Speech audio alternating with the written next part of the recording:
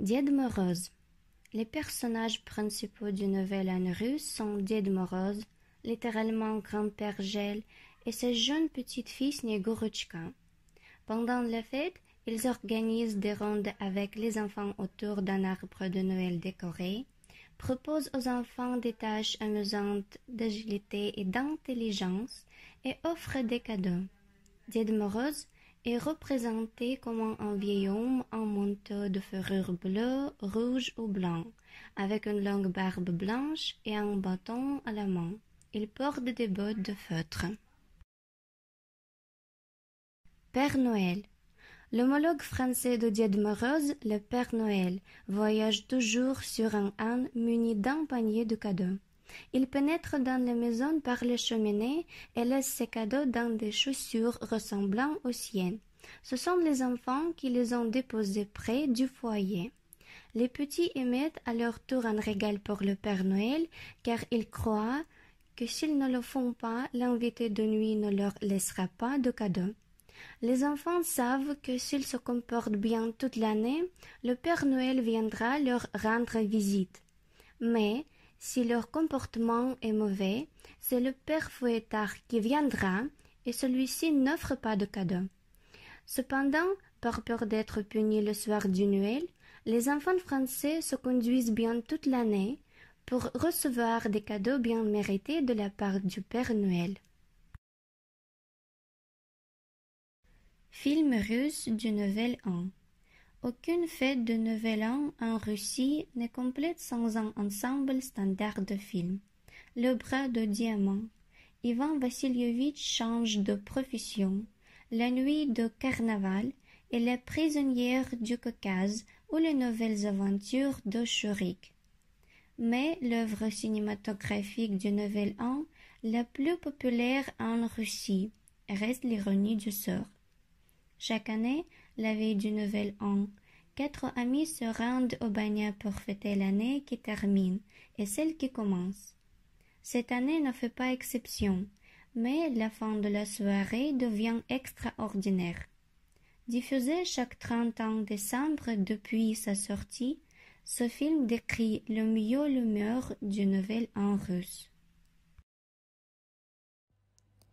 Film français de Noël. En France, la tradition de regarder les mêmes films le soir de Noël ou de Nouvel An n'est pas répandue, mais il existe un film qui peut être considéré comme un analogue de l'ironie du sort russe pour les Français. C'est le film Le Père Noël est une ordure. C'est un vrai classique du cinéma français à ne pas manquer.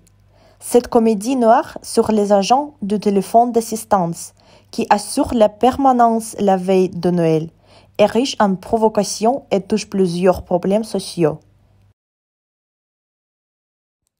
Joie du Nouvel An russe. La joie principale du Nouvel An des Russes est de longues vacances.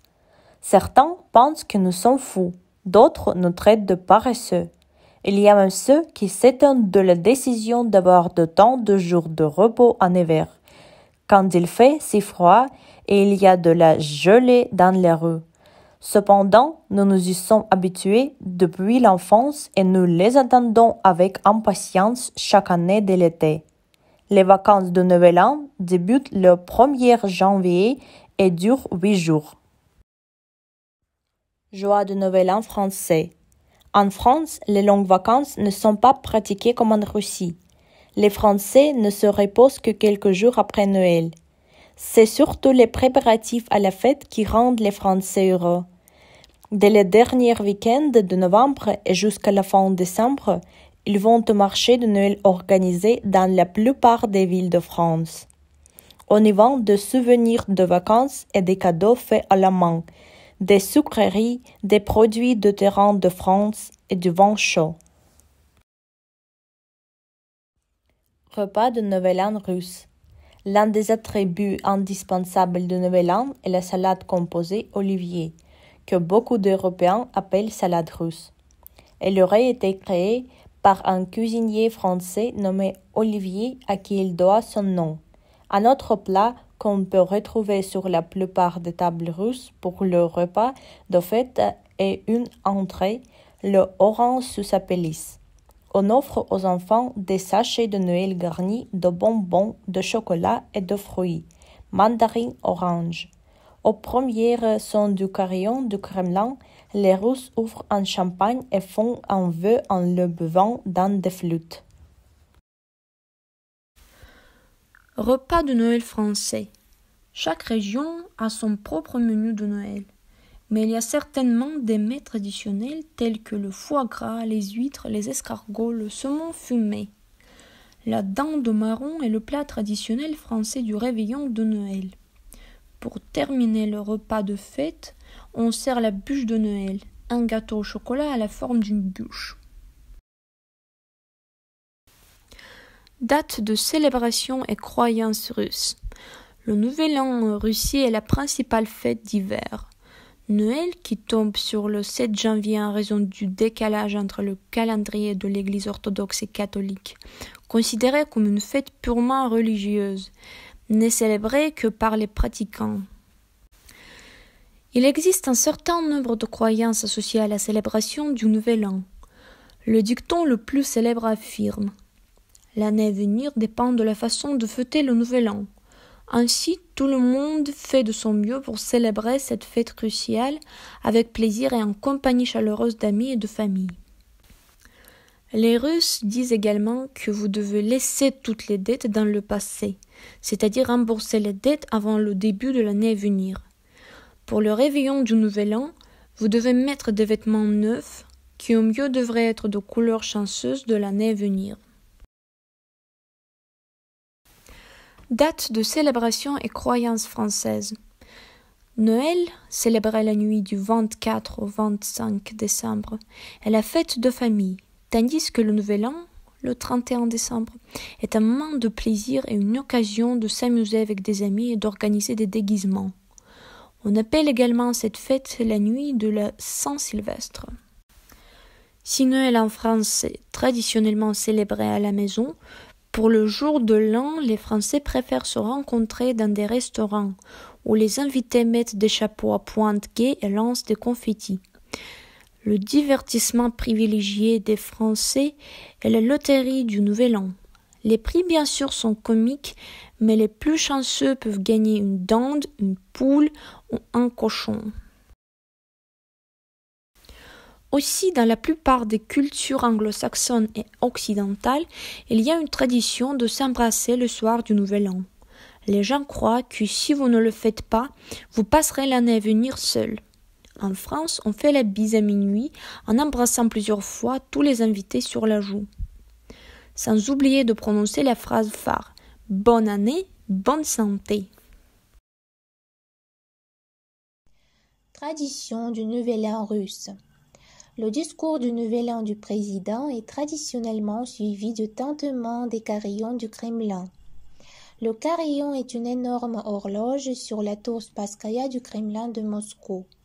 Au premier son des carillons, votre verre de champagne doit être plein et prêt pour le toast du jour de l'an. Le battement des carillons est un moment important et émouvant de la fête du Nouvel An.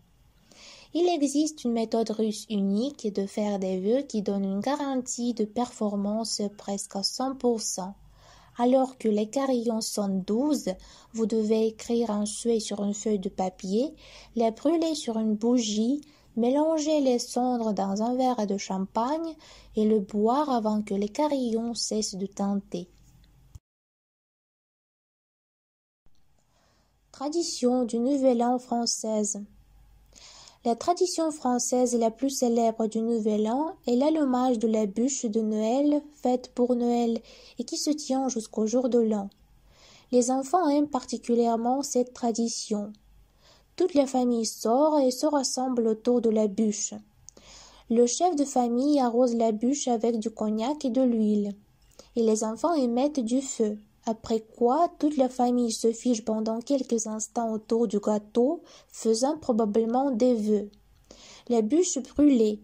Toute la famille recueille les restes de charbon et de cendres et les met dans un sac, où ils sont stockés jusqu'au prochain jour de l'an. On croit que ce sac magique protège la famille des ennuis toute l'année. Activité du Nouvel An russe pour les enfants. En plus de la célébration du Nouvel An à la maison, des fêtes appelées outriniques sont traditionnellement organisées dans les jardins d'enfants, les écoles maternelles et primaires. Les enfants déguisés en lapins, flocons de neige et autres personnages participent à la mascarade, chantent des chansons, jouent et dansent autour de l'arbre de Noël et reçoivent des cadeaux de Ded Moroz et de Snegourochka.